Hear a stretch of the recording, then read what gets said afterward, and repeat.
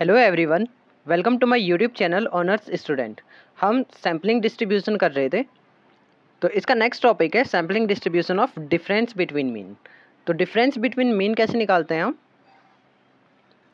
तो ये देखिए, तो नॉर्मल फार्मूला था सैम्पलिंग डिस्ट्रीब्यूशन का, जिसमें एक्स माइनस में म्यू अपॉन में स्टैंडर्ड एरर। बस यहाँ पे डिफरेंस बिटवीन मीन्स में क्या फ़र्क पड़ जाता है, यहाँ पे हम निकालते हैं एक्स की जगह हो जाता है डेल्टा एक्स, म्यू की जगह हो जाता है डेल्टा म्यू, स्टैंडर्ड एरर की जगह हो जाता है डेल्टा स्टैंडर्ड एरर। अभी डेल्टा का मतलब है क्या? डेल्टा का मतलब है x1 माइनस x2 की दो, हमें यहाँ पे दो नंबर दिए होते हैं, तो उन दोनों का डिफरेंस, दो मीन दिए होते हैं, दोनों मीन का डिफरेंस, दो स्टैंडर्ड एरर दिए होते हैं, इन डिफरेंस को ही हम डेल्टा कहते हैं। और बाकी देखिए पूरा फॉर्मूला आपको सेम ही दिख रहा होगा कि यहाँ पे x है, बस यहाँ पे डेल्टा एक्स आ जाएगा, यहाँ पे म्यू है, यहाँ पे डेल्टा म्यू, यहाँ स्टैंडर्ड एरर, यहाँ पे डेल्टा स्टैंडर्ड एरर। बाकी सारा का सारा सेम है, बस हमें क्या करना है, एक में से दूसरे को माइनस कर देना, डिफरेंस लिखना है बस। तो चलिए क्वेश्चन करते हैं, आपको ज़्यादा कॉन्सेप्ट क्लियर हो जाएंगे। यहाँ पे है light bulb produce by company A, जिसका ब्रांड है glow light, have an average life of 3500 आर। अभी एवरेज क्या होता है, यही तो मेन होता है।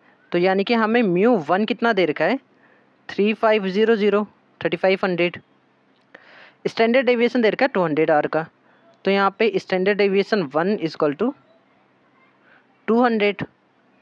अब यहाँ पे बोल रहा है कि दूसरी कंपनी, ये तो कंपनी ए की बात होगी। अब कंपनी बी, बी का ब्रांड क्या है, सनलाइट। अब इसका एवरेज कितना है, 300 आवर्स।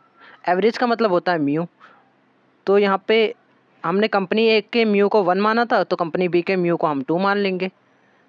ये कितना है, 3000। एंड इसका भी स्टैंडर्ड डेविएशन दे रखा है 220, तो स्टैंडर्ड डेविएशन 2 कितना आ जाएगा, 220।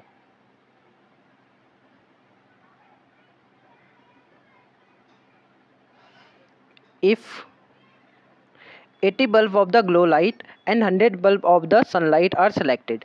इसका मतलब क्या है, ये सैंपल साइज़ है, तो सैंपल साइज़ को हम किससे डिनोट करते हैं, एन से। तो N1 glow light, glow light किसकी कंपनी थी, कंपनी ए का ब्रांड था ग्लो लाइट, तो ग्लो लाइट के लिए हमने मतलब कंपनी ए के लिए 1 लिया था, तो N1 कितना हो जाएगा, 80। और N2 कितना हो जाएगा, सनलाइट 100। तो ये डेटा हमने डिकोड कर लिया है।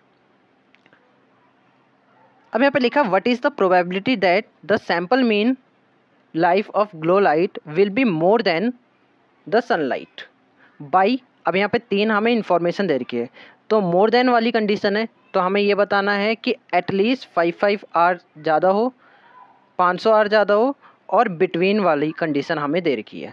तो ये तीनों कंडीशन को हम फटाफट से कर लेते हैं।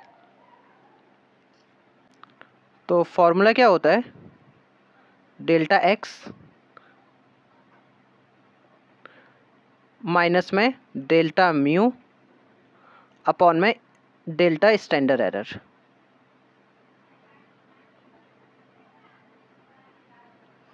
तो हमें किसकी प्रोबेबिलिटी निकालनी है, हमें निकालनी है प्रोबेबिलिटी एटलीस्ट 550 आर। तो जो दिया होता है वही एक्स होता है, तो यहाँ पे डेल्टा एक्स कितना हो जाएगा, एटलीस्ट का मतलब मोर देन का साइन लगता है, 550। ठीक है, ये हमने साइन करे थे कि एटलीस्ट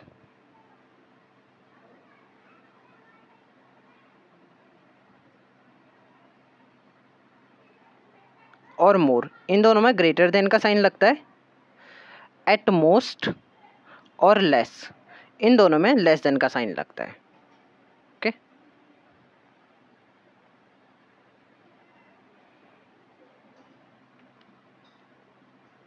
तो ये हमें निकालना है इसकी प्रोबेबिलिटी। तो z is equal to delta x की जगह पे हम लिखेंगे 550। अब हमें यहाँ पे मीन निकालना है, तो मीन कैसे निकलेगा, दोनों का डिफरेंस ले लेंगे, तो 3500 और 300, 3500 और 3000 दोनों का हम डिफरेंस ले लेंगे, तो ये कितना आ जाएगा, ये आ जाएगा 500। तो मैं यहाँ पे साइड में लिख देता हूँ, delta mu is equal to 3500 minus 300, sorry 3000, तो 500 का डिफरेंस आ जाएगा। अपॉन में स्टैंडर्ड एरर भी अब हमें निकालना है, तो स्टैंडर्ड एरर की कैलकुलेशन भी हमें ऐसी करनी पड़ेगी। तो स्टैंडर्ड एरर देख लेते हैं, इसकी भी कैलकुलेशन हम रफ में कर लेंगे।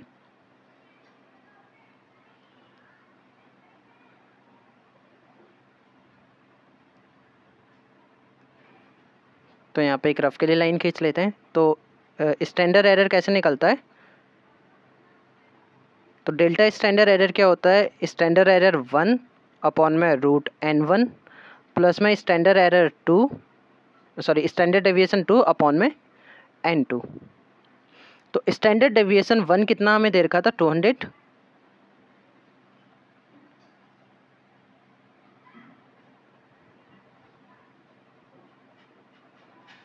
अपॉन में n1 कितना दे रखा हमें, √80। तो यहाँ पे हम लिख देंगे √80 प्लस स्टैंडर्ड डेविएशन 2 हमें दे रखा है 220 अपॉन में n2 हमें दे रखा है 100, तो √100 हो जाएगा। तो जब हम इसको कैलकुलेटर से सॉल्व करेंगे इन दोनों वैल्यूज़ को, तो हमारे पास वैल्यू कितनी आएगी, हमारे पास वैल्यू आएगी 31.37। तो ये हमने रफ में कर लिया है, तो इसको ऐसे ही पेज के साइज में कर लेना या फिर कैलकुलेशन से पहले कर लेना।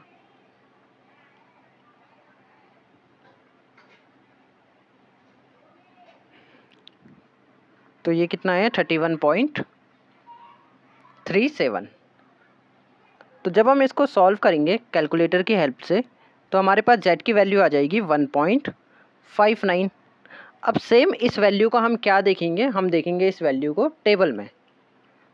तो 1.5 को हम देखेंगे वर्टिकली और 0.09 को हम देखेंगे हॉरिजेंटली, और यहाँ पे जो भी वैल्यू क्लैश होगी वो हमारे पास z की वैल्यू आ जाएगी। और जब भी मोर का क्वेश्चन आता है तो हम क्या करते हैं, हम बेल बना देते हैं। तो यहाँ पे हम बेल बनाएंगे, मीन हमारे पास 500 है, उसके बाद हमारे पास क्या है 550, हमें x दिया और 550 से ज़्यादा का पूछा है, यानी कि हमें ये वाला एरिया पूछा है। तो हम क्या करेंगे, हमें पता है कि जो ये इतना एरिया है ये वाला, ये कितना होता है, ये होता 0.5। 0.5 में से हमें इतने एरिया का ही पूछा है, तो हम 0.5 से माइनस कर देंगे। देखिए सिंपल सी बात है, अगर मान लो यहाँ पे 5 बॉल आती है और इतने एरिया में 2 बॉल आ रही है, तो बाकी बचे एरिया में कितनी आएगी, तो हम क्या करेंगे 5 - 2, तो माइनस कर रहे हैं ना, तो सेम है यहाँ पे भी हम माइनस करेंगे। तो इसके लिए देखिए हम क्या करेंगे, हम इन दोनों का एरिया निकाल लेंगे।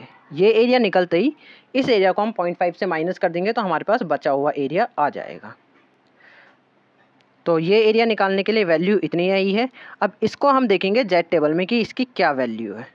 तो इसीलिए जब भी ये क्वेश्चन करो तो टेबल ज़रूर बना लेना, सॉरी बेल कर्व ज़रूर बना लेना, उससे काफ़ी ईजी हो जाता है क्वेश्चन करना। तो इसकी वैल्यू देख लेते हैं। तो हमें देखना है 1.59, तो 1.5 हम देखेंगे वर्टिकल और 0.009 हम देखेंगे हॉरिजेंटल। तो 009 ये लास्ट वाली लाइन है, तो 1.5 यहाँ से हम लाइन बनाएंगे, तो ये कितना आ जाएगा 0.4441। तो हमने जेड की वैल्यू क्या निकाली है 0.4441। अब इसको हम क्या करेंगे, हमें सिर्फ इतना एरिया चाहिए, तो 0.5 से उसको लेस कर देंगे। तो probability for delta x bar is greater than 550, तो यहाँ पे क्या आएगा 0.5 माइनस 0.4441। तो इसका आंसर आ जाएगा 0.0559।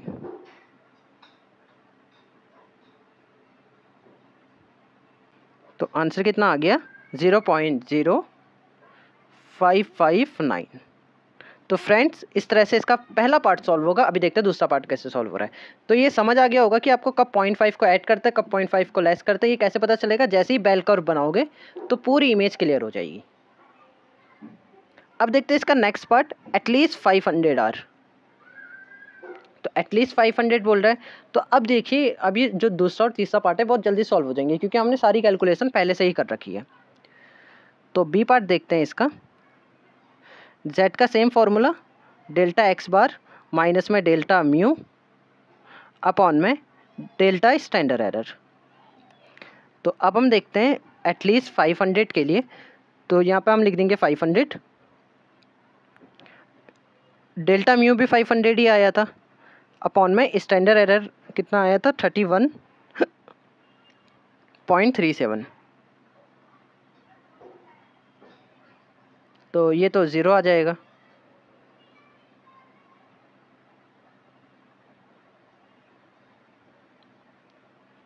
अब यहाँ पे हम फिर से बनाएंगे बेल कर्व। अब यहाँ पे देखिए इसका आंसर ज़ीरो नहीं है, क्यों नहीं है वो समझिए। तो हमें यहाँ पे चाहिए क्या था, हमें चाहिए था प्रोबेबिलिटी एटलीस्ट। एटलीस्ट में कौन सा साइन लगता है, ग्रेटर देन इक्वल टू का। तो ग्रेटर देन इक्वल टू 500। तो यहाँ पे देखिए ये तो पहले से ही 500 था, 500 से ग्रेटर देन यानी कि पूरा का पूरा पोर्शन ये कितना है 0.5। तो ये कितना आ जाएगा इसका आंसर 0.5। ठीक है, क्योंकि जीरो की वैल्यू तो जीरो ही होगी टेबल में भी, तो 0.5 में हम कुछ भी ऐड करेंगे लेस करेंगे वो सेम टू सेम ही रहेगा, तो 0.5 का 0.5 आ जाएगा। और इस वाले क्वेश्चन को आप बिना फॉर्मूला लगाए भी कर सकते थे। तो एक बात याद रखिए, जब भी वैल्यू मीन के बराबर होती है, मोर देन या फिर लेस देन दोनों में से कुछ भी पूछा होता है तो उसकी वैल्यू क्या आती है 0.5, क्योंकि मीन के इस साइड भी 0.5 होता है, मीन के इस साइड भी 0.5 होता है, क्योंकि बेल कर्व सिमेट्रिक होता है। तो सेकंड पार्ट बहुत इजी था। थर्ड पार्ट देखते हैं बिटवीन। अब यहाँ पे बिटवीन बोल रखा है, बिटवीन किसके 460 एंड 500 के। फिर से बेल कर्व बनाएंगे। मीन कितना दिया है हमें, मीन दिया है 500, ये हमने अभी कैलकुलेट करके निकाला है। दूसरा कितना पूछा 460, तो 500 इधर है तो 460 कहीं लेफ्ट हैंड साइड पे ही होगा, तो मान लेते हैं कि 460 यहाँ पे। इन दोनों का बीच का गैप पूछ रखा है, तो इनका बस हम गैप निकालेंगे। इसको हम कोई भी 0.5 से ऐड या फिर माइनस नहीं करेंगे, क्योंकि पूछा कितना है कि बिटवीन इन दोनों के बीच में कितना एरिया, सिर्फ इतना एरिया की बात करिए तो हम बस इतना ही एरिया निकालेंगे। तो सी पार्ट कर लेते हैं इसका। सेम वही फॉर्मूला क्या था, डेल्टा एक्स बार माइनस में डेल्टा म्यू अपॉन में डेल्टा स्टैंडर्ड एरर।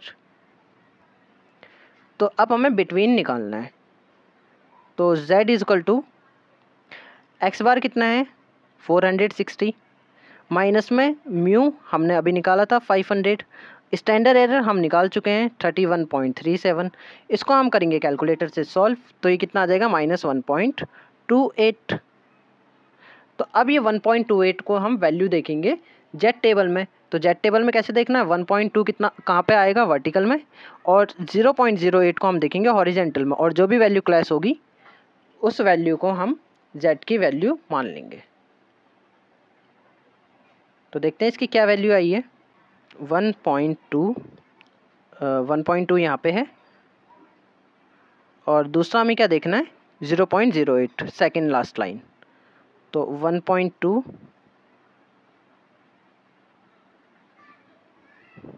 तो इसकी वैल्यू आ रही है 0.3997। तो इसकी कितनी वैल्यू आई है 0.3997। तो अब हम कैसे लिखेंगे यहाँ पे, प्रोबेबिलिटी ऑफ बिटवीन बोल रहा था, तो 460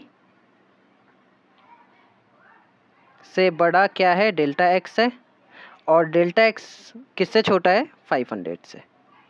तो ये बिटवीन की प्रोबेबिलिटी निकल गई, और इसकी वैल्यू कितनी आ जाएगी 0.3997।